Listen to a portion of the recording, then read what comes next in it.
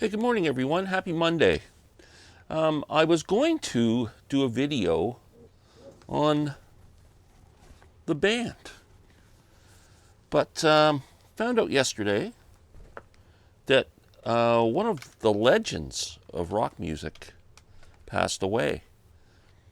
He's not a superstar. Hopefully, people know his name, but if you don't, you're going to. Bobby Whitlock.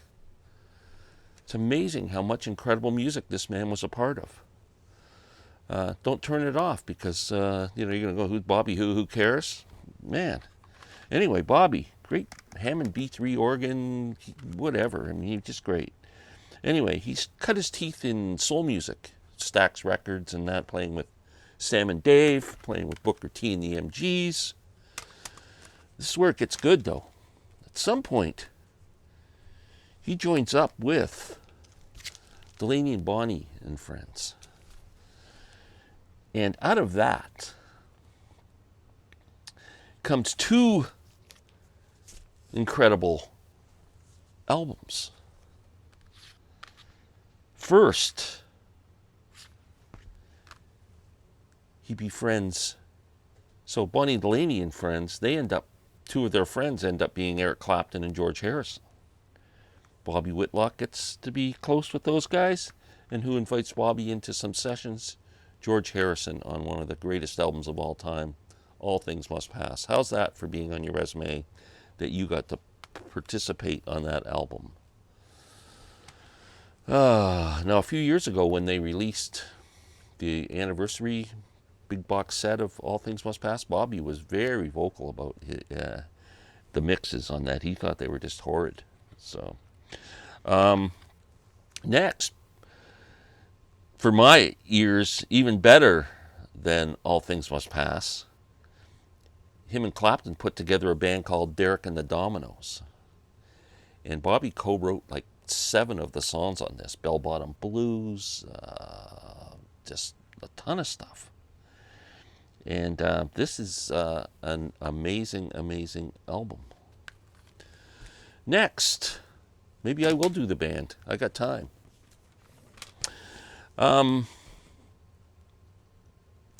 I did a video yesterday with Pat,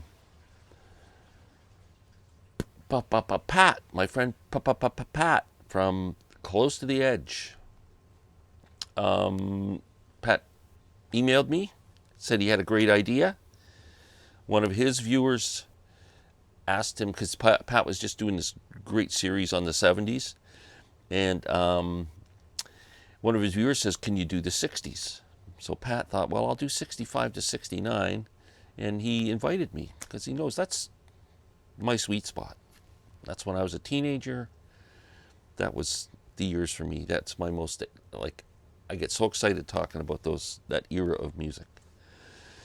And the video will be uploaded on Wednesday on Pat's channel at some point. So please watch it. We had fun. It was great. We showed some great records. Okay. I think I am going to do the band because I'm only at the 3-minute mark, and that's a pretty short video. You know, we all need more of Glenn. I got this box set. The Capitol albums, 1968 to 1977. Fantastic set. If you can ever grab this, grab it. The pressings are nice. All the albums are great. Moondog Matinee. Not a big fan. The band started out in Toronto as Ronnie Hawkins' backing band, the Hawks. Eventually backed up Bob Dylan on the 66 tour. Then came back from that, and Levon didn't participate in the tour. Came back, grabbed Levon again, bought a house in Woodstock called Big Pink, and the rest is history. 4/5 Canadian, proud to say. Music from Big Pink, 1968. A game changer. Just think of the music that was coming out in 1968. Jimi Hendrix, Jeff Beck Truth. It was like heavy blues rock was like huge. And these guys come out with this album of what is now called Americana. Just totally different. Kind of has a, I don't even know how to describe it. Very down home feel. It has a bit of a southern aspect to it. A bit of a folky aspect, bit of a rock aspect, bit of everything. Just they threw in everything. And fantastic record.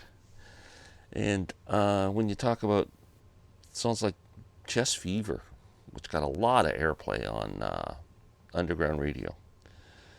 And of course, The Wait, one of their greatest songs. A lot of Dylan stuff on here. Richard Manuel co-wrote Tears of Rage with Bob Dylan. Long Black Veil, which is a great cover song. Rick Danko and Bob Dylan co-wrote This Wheel's on Fire, and of course Richard Manuel's beautiful version of I Shall Be Released. Great album. I'll rank them at the end. Next, my favorite band album comes out, 1969. Not that one. This one, the Brown Album. Wow, this is so good. Every song in here is great. Cross the Great Divide, what an opening track. Rag, Mama, Rag. The Night They Drove Old Dixie Down. When You Awake. It's Up on Cripple Creek. Whispering Pines. Jemima Surrender. My favorite band song, Rockin' Chair. Look Out Cleveland. Jawbone. Unfaithful Servant. King Harvest Has Surely Come. Fantastic record. Next, we come out with Cahoots. Cahoots is a pretty good record. Big time hit with Life is a Carnival on here. Van Morrison appears on this album doing 4% Pantomime. I think this has a bit of filler on it. I think they lost it a bit on this album, but still, relatively speaking, pretty strong album. Moondog Matinee. I'm not sure if it came next or not, but this was supposed to be going back to their roots as the Hawks, doing a bunch of rock and roll songs. I just didn't think they did a really stand-up job on these. The album kind of, I don't know, it just seems a bit, it needs to be more punchy or something. There's something, but I don't know what it is about this album, but not a favorite of mine. I don't know, how do you guys feel about it? Let me know. Let me know. These two are real big-time favorites of mine. Probably come in second and third. Northern Lights, Southern Cross. Love this album. Another one of my favorite band songs, Acadian Driftwood, is on this, and It Makes No Difference. The incredible Rick Danko vocal on that song. Stage Fright, another fantastic album. Yeah, those two are amazing. The live album, Rock of Ages, fantastic. New Year's Eve show. There is a reissue. I don't know if it's on vinyl, but definitely on CD with the Bob Dylan performances on there. An album that, the last album they did, Islands.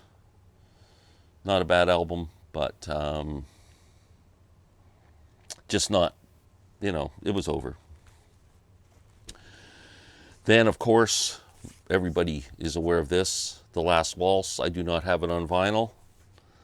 I don't think I need it on vinyl. I have this amazing CD set, 4 CDs, the complete Last Waltz, which has all the rehearsals, all the extra tracks that weren't on the original release, and fantastic. If you can find this, well worth having. Ranking the band? This is fairly easy for me.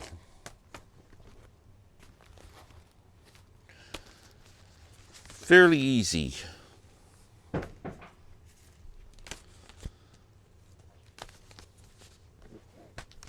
Number 1, the band, the Brown Album from 1969. Fantastic album. Number 2, Northern Lights, Southern Cross. Man, just for Acadian Driftwood, and It Makes No Difference. Stage Fright would be number 3. Shape I'm In's on this. The W.S. Walcott Medicine Show I love. Daniel and the Sacred Harp's great. The song Stage Fright's fantastic. Number 4 would be music from Big Pink. I mean, one of the most influential albums of all time. Eric Clapton said it changed his life. George Harrison didn't want to be a Beatle anymore after he came over to Woodstock and hung out with those guys. Next, Cahoots. Some great songs on this, some filler.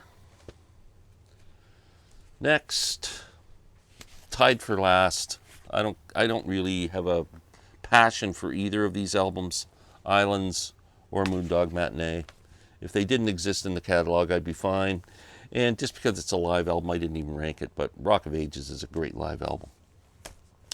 That's it. The band, my video with Pat, and Bobby Whitlock.